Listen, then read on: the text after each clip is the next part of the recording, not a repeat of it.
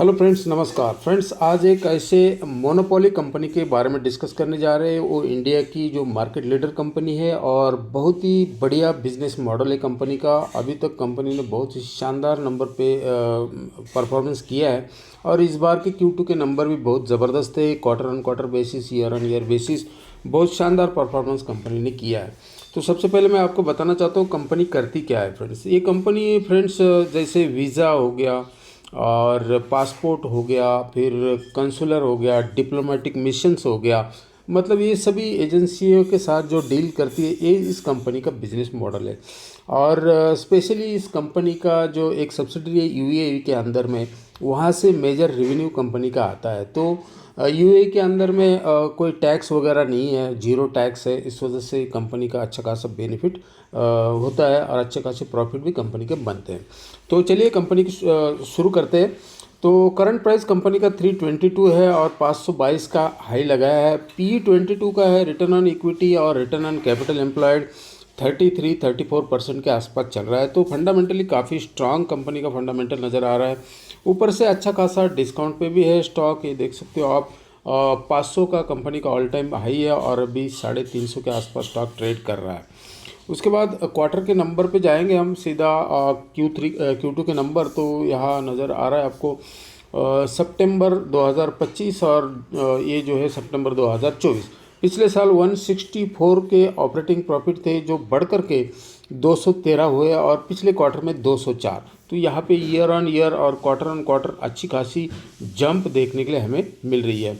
29% के जो margin company के इंटैक्ट है पिछले क्वार्टर की तुलना में, और पिछले साल जो है 33% थे। तो ईयर ऑन ईयर थोड़े मार्जिन्स में गिरावट देखने के लिए मिल रही है। हालांकि जो कंपनी के जो नंबर्स होते हैं उसमें अच्छा खासा ट्रैफिक होता है और अब बरसात के सीज़न में इतना ट्रैफिक नहीं होता, ट्रैवलिंग वगैरह टूरिज़्म वगैरह कम होता है, इस वजह से भी इसमें रहता है। लेकिन उसके बावजूद भी कंपनी ने अच्छे नंबर पेश किए। नेट प्रॉफिट 181 करोड़ से 186 और पिछले साल 146। EPS 3.36, पिछले साल था 4.26। तो अच्छी खासी ग्रोथ यहाँ पे भी नज़र आ रही है। और TTM बेसिस पे देखेंगे तो पिछले साल 649 करोड़ के कंपनी के जो प्रॉफिट थे बढ़ कर के 749 और नेट प्रॉफिट 540 से 640। तो यहाँ भी अच्छा खासा जंप है।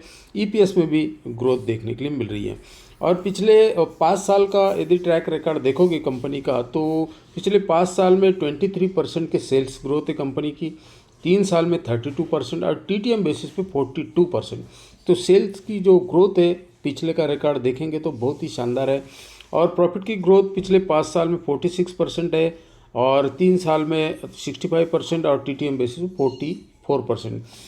CAGR भी अच्छा खासा है कंपनी का, पिछले 3 साल में 22% का, 5 साल में 74% का और पिछले 1 साल में -16% चल रहा है।